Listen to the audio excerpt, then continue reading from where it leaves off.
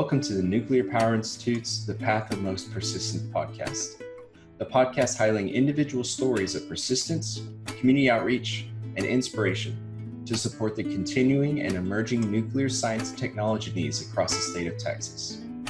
Thank you for joining us today, and we hope you enjoy today's podcast.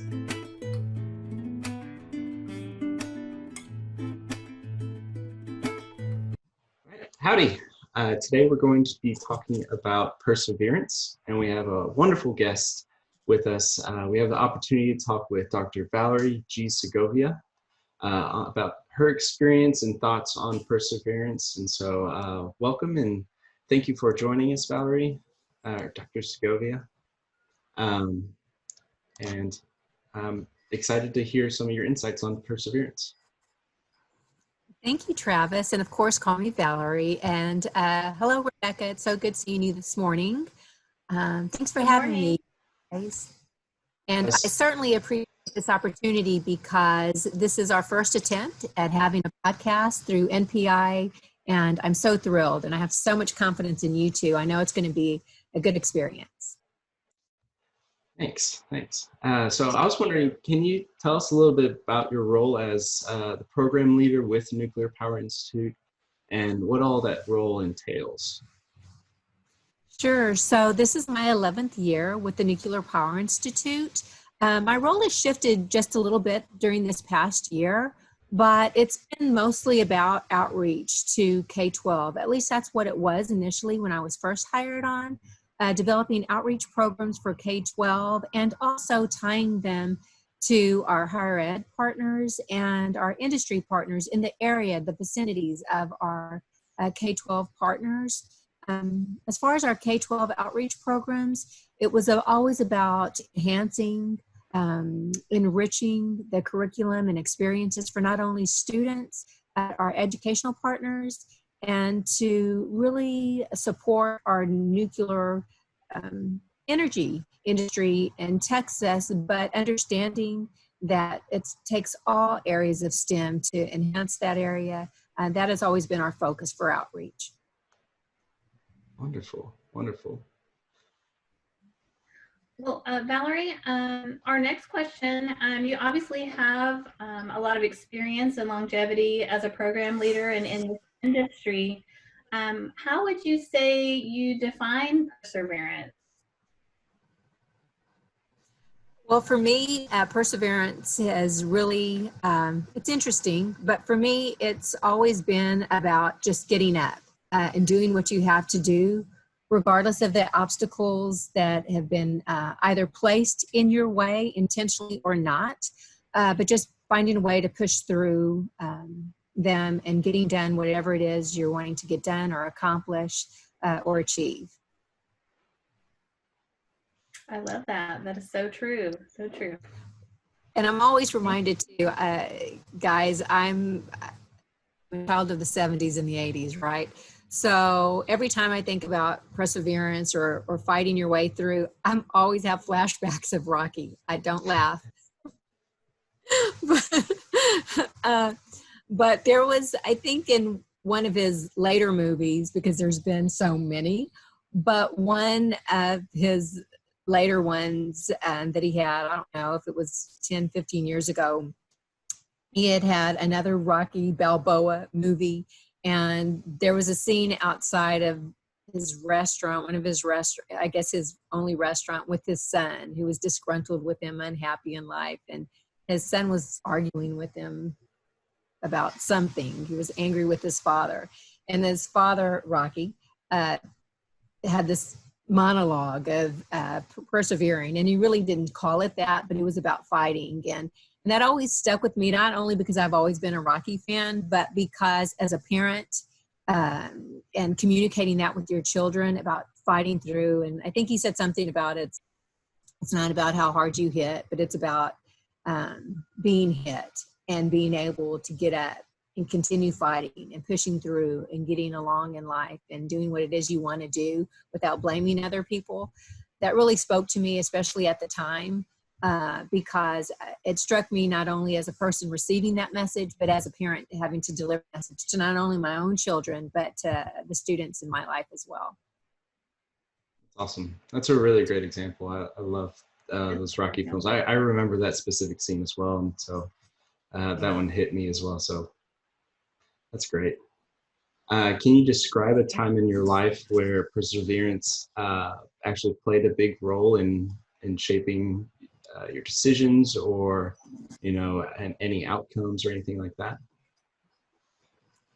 Yeah, so I feel like like most of us, I've had a series. My whole life has been about obstacles, right? But to me, I've always taken them as a challenge. Even back when I was a child, I just remember anytime there was an obstacle or a difficulty that I encountered or my family encountered, I always chose to take it as a challenge.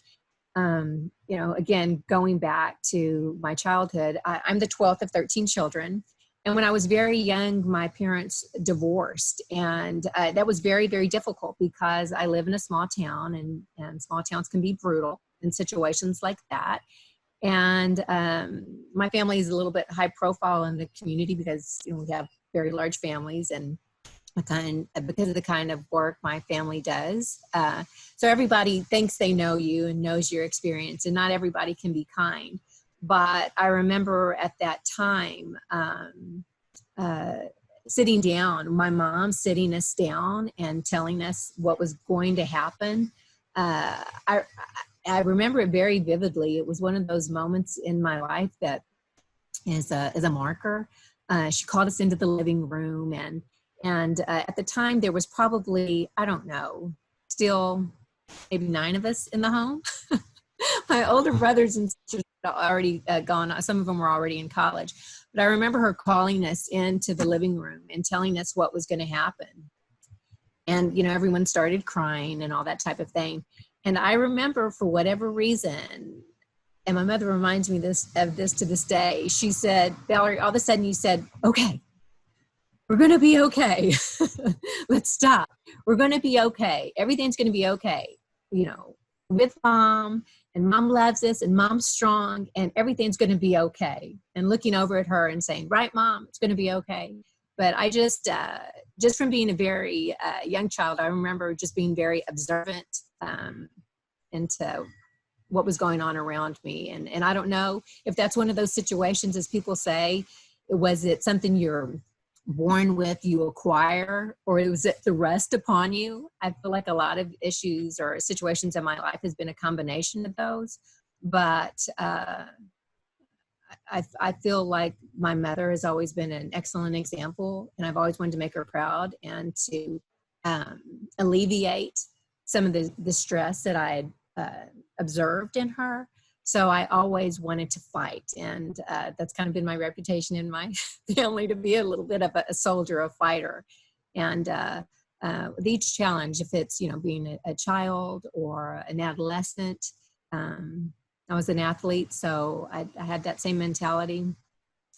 And then especially becoming a single mother, when I was in college, in high school, I became a single mother. And then I was briefly married, but that didn't work out well. So from that point on too, that was another opportunity for me to choose, to fight, to persevere, and to make better of situations. And then even professionally, I don't know. I think everybody has their own set of obstacles, but I think sometimes as women, and that's not to diminish the experiences that men have, but I feel like sometimes with women, there's always certain obstacles that keep arising for whatever reason.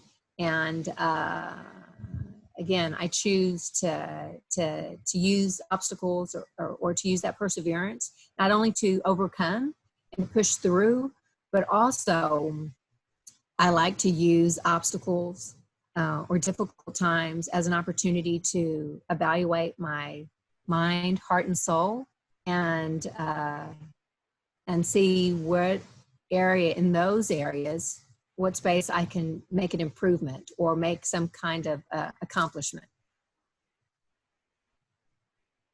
Great, thank you.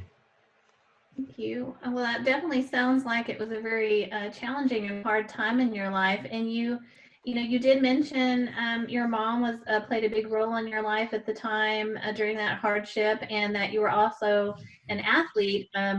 Did you seek out mentorship and guidance as you worked through that time, or did you find, if you did that, did you find that that was helpful? Did you have any other mentors during that time, or did you seek that out? It's really interesting. And I don't know. I think sometimes people are shocked when I say that I'm shy, because I am, and I've always been. I think I'm a shy extrovert. That's what I like to describe myself. But I think, again, from an early age, I was always shy about asking for help. I was fearful of asking for help. Not that I was never afraid that I couldn't find it. It was just, I guess, and this is a humbling thing to say, but I think it was just the fear of rejection. So I never wanted to ask if someone could help me. So what I chose to do, because I knew I needed help in every area throughout my life, I just chose to be observant and really take note of people around me. I wanted to learn from what other people did, and not only from good examples in my life, but I like to observe bad examples in my life too, because I feel that there's a lot to be learned there as well. So no, I can't say that I ever truly approached someone and asked to be mentored, but I certainly would be remiss, and it would be wrong for me to say that my life isn't full of mentors. My whole life, whatever success or whatever obstacles I ever have overcome, it is because of all the wonderful people around me and that have supported me and that have come before me. They may have not known that I took them on as a mentor or a role model. I tried to, as I got older, I tried to articulate that to people to show appreciation to them. But I can't say that I ever went to someone and really asked for mentorship. I guess it's because of that shyness part of me, that fear that I don't know. That's something that I'll always battle with for whatever reason. But there's numerous role models and mentors that I have in all aspects, not just professionally, but spiritually, in the community, with siblings and just community members. I'm always, as Mr. Rogers says, I always look to the helpers. Who are those people that are doing good things? That's great. Yeah, I think that's really important that you have different mentors for different parts of your life, because there's no one size fits all for anyone, I don't think, when it comes to mentorship and things like that. Maybe mentorship is something, but is the key thing. But is there one key thing that made you keep going when things got tough, or how did you push through? I'm sorry, I didn't catch part of that, Travis. Is there one thing that made you keep going when things got tough? One key thing, or how did you push through during those times? Well, when I was a child, it was because of my mother and my love for my family. I never wanted to disappoint. I always wanted to make them proud and to alleviate any kind of stress. So I wanted to always, push through and fight. And I wanted them to be proud to know that I was doing everything that I could and being the best me that I could possibly be, and to be the best support for them. But I'm going to tell you something, and Travis, you'll appreciate this. Becoming a mother made my life. It was as though it's that scene from The Wizard of Oz, when Dorothy's life went from black and white into Technicolor. That's what motherhood has been for me. And listen, I've been around a lot of people my life, obviously, but as a professional woman, I think sometimes, and I found myself sometimes tampering down that aspect of me sometimes, because unfortunately in some circles, people don't always appreciate a strong or successful woman talking about the level of love and reward mothering is. But I will not be silent on that, because for me, being a mother is everything. I know that being a mother, a parent, has made me not only want to be a better person, a better everything. That has transcended every area of my life. It's not only being a better, mother, but a better person, a better daughter, a better wife, a better sister, a better friend, and definitely a better educator. I think that went hand in hand, because when my first son was born, my first baby was born, I was still in school. I was in school, and I didn't know what my major was going to be, but when I finally decided it was going to be in education, I chose to see it as a blessing, because I feel as though being a mother made me a better educator, and being an educator made me a better mother. And so for me, being a mother is everything. And it's that motivating force that even when I don't want to do things for myself, I know that I must for my children, because everything, I owe them everything. They don't, for me, I don't think they owe me anything. I hope they feel they owe me something later down the line as I get older. But I owe them everything, because it was my choice to have them, and what a blessing it's been. So for me, they are without a doubt my motivation in every area of my life. I would never want to bring shame on my children, or them to ever question why I do what I do, or how much I love them, or what my intent is in life. So they're everything. And as I've told my children over the years, as in different conversations, especially when they became adolescents, and they were challenging me on certain things, I said to them on many occasions that as being their mother, from the time they were born, I've been preparing them for the day that I die. And that sounds morbid, I guess, when you first hear it. But for me, I wanted them to know that I take it very seriously, and I will be their mother. I will mother them differently throughout the stages of their life, but I will mother them and be their mother until I'm no longer. And that, to me, there's no more greater motivator than that.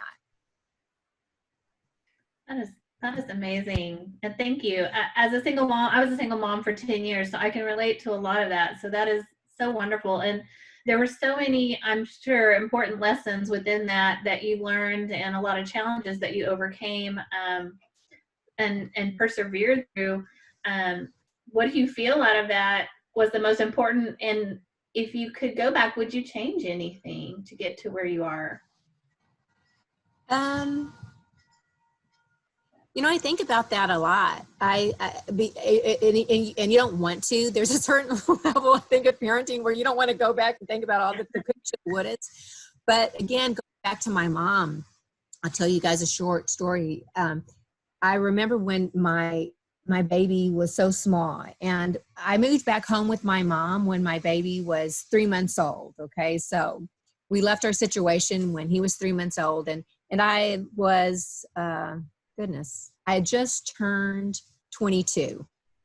And so I was still very young, but so I was living at home with my mom, and I was feeling all kinds of feelings. I was embarrassed because I felt as though I let my mother down, my family down. I was very embarrassed because I had to come back home. And so I was having all these feelings. And along with that is this tigerous sense of love and protection you feel over your baby.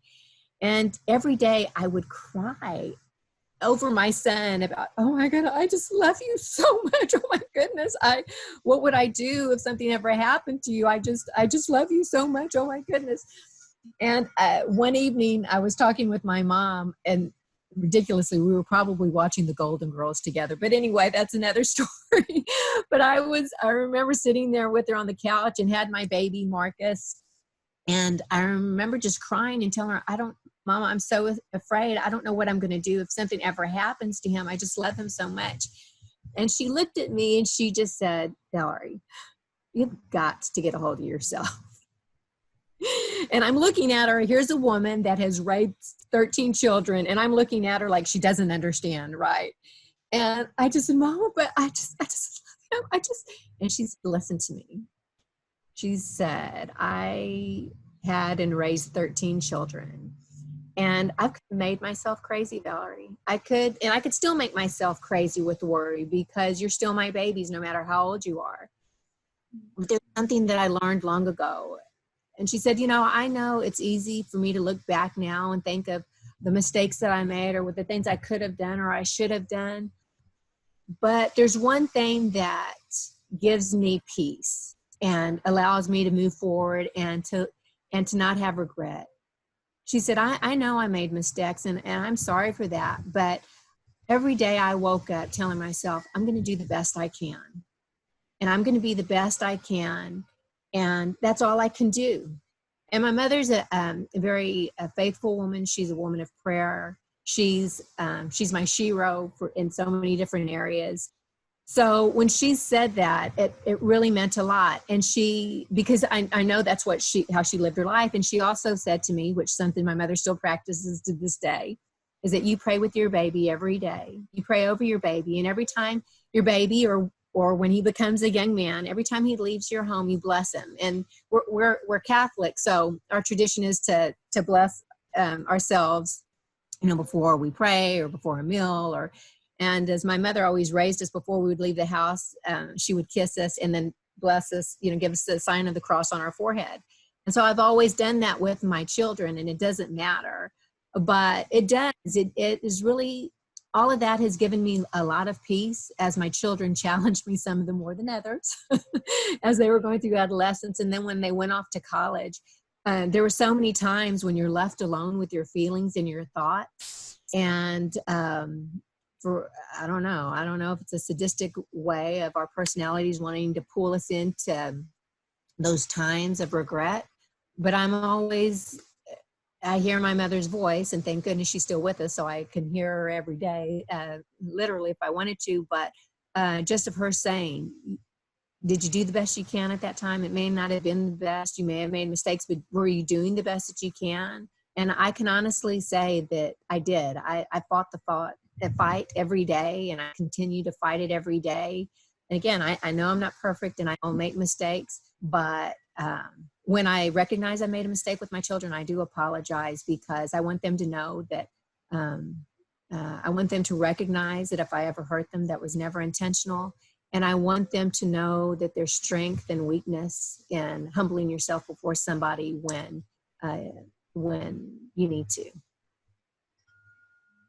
Thank you. And I love that. And I think that applies to all situations. So I really appreciate you sharing that with us. And, I think in life and education and all of it, we're going to all have triumph. We're going to have some failures. We're going to have all of these things and challenging situations of many varying types. But, there are ways to persevere through those things. So thank you for sharing that. Sure. Why do you think perseverance is so important? Because that's the only thing we have. I'm beyond faith, hope, and love, and your family, and what you're fortunate to have around you. Because what other choice do you have? The world is brutal, and I'm so appreciative to my mother for instilling faith and the value of faith and the desire to have faith, because I can't imagine going through life without it. Oh my goodness. I shiver at the thought of having had a different mother, but because that's all we have. I really don't know how I could, but that also realizing that my perseverance, I think, is rooted in faith. And for other people, it's different things, right? I mean, I alluded to, or I talked about Rocky. Well, he's certainly not my spiritual leader, but he's a good example of someone in action, you know, a physical form that you can look to, that again, anybody can relate to if you're a good old American. You like that kind of genre. But I just, you know, that's all we have, because what are your choices? Either to lay down and let life happen to you, or you take action. And to me, I like to having as much control in my life as possible. And I can only do that through action, and action comes from perseverance. And I'm a fighter. I'm going to fight. I mean, as God is my witness. Until I can fight no more, you know, with my, you know, again, mind, body, and spirit, I'm going to fight. And with that, please know that I know that people with those kind of tendencies, such as myself, has, and I say this to you as my colleagues, we have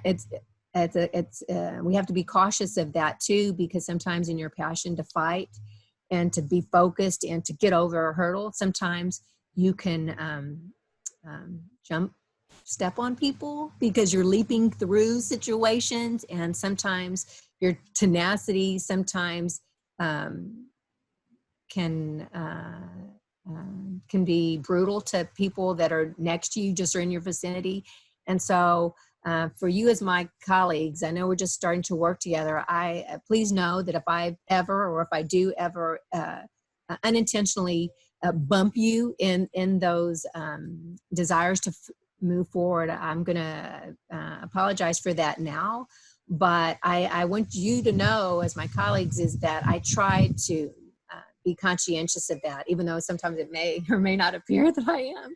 But I do recognize that about people with that kind of desire to persevere, that sometimes it can appear to others it's harsh, and that's never the intention. I say personally that it has not been in that case for us on our end yet, and I can't see that being an issue going forward for sure. Oh, well, that's good to hear for the moment. That's reassuring. We enjoy working with you. You are a pleasure to work with, absolutely. And you know, I love your fighter mentality. I love it. And you know, with that, you know, maybe not everyone has, you know, maybe that family or maybe even friends or good faith to, you know, motivate them daily. And I love that you made reference to there are a lot of things around you, movies, there's a lot of things around you to motivate you. But what advice would you give any student, or really anyone who is facing obstacles, challenges that they may have trouble pushing through, any kind of difficult time, maybe through their schooling, or it could be a life challenge while they're going to school, or you know, what advice would you have for someone that's ready to maybe give up? Absolutely. And just to preface, even those that have this desire go through that too, wanting to give up, right? So a couple of things on that. Again, because I was always so observant, I always observed, even again, being a child, and even within my family, there are some of us that are similar to me, and there are some that are much more demure and not being that intense sometimes, or aware or sensitive to certain things. So I always recognized that growing up, and I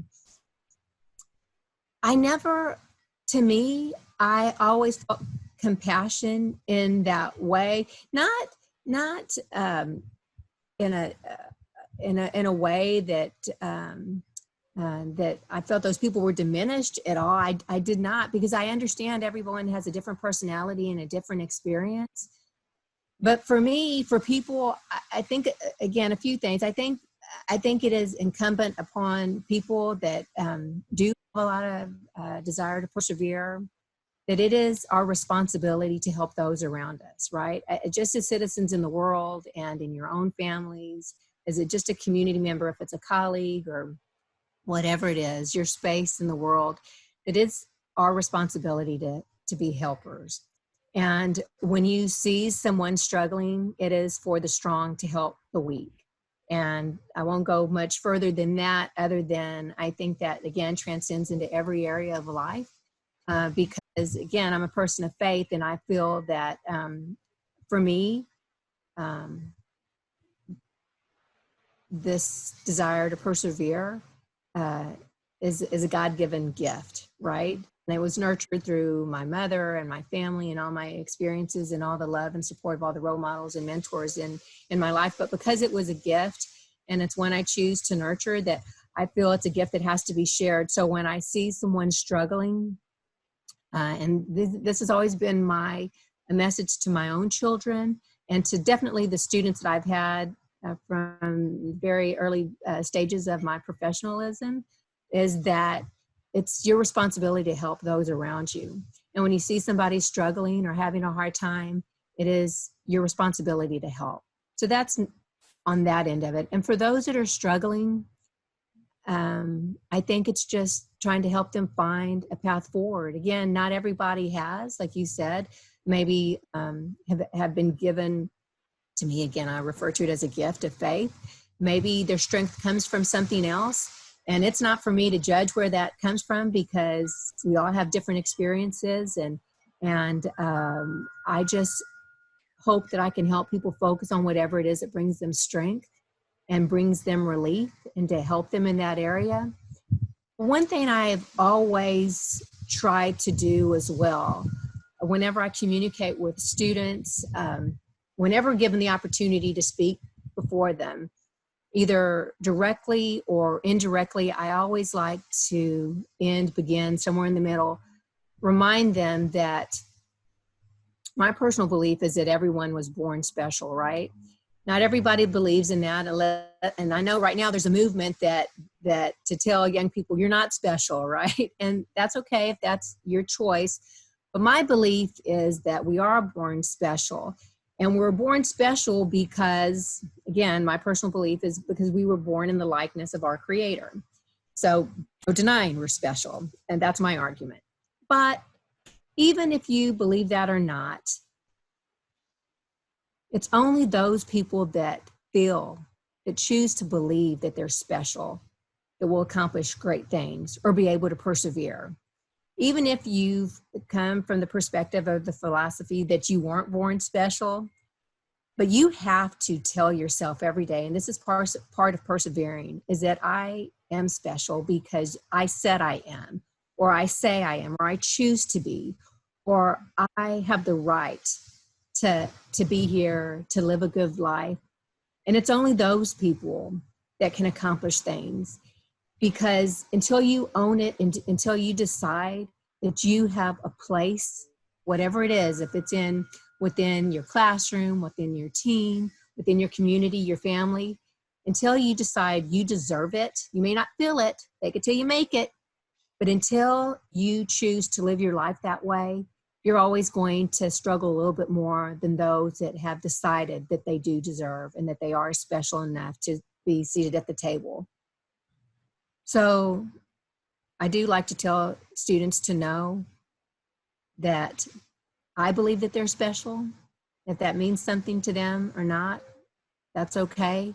But I'm hoping that those words will plant a seed in them somewhere, and that people around them, their surroundings and their atmospheres, will nurture that seed. And I'm always willing to give people a pep talk, children, whoever it is, because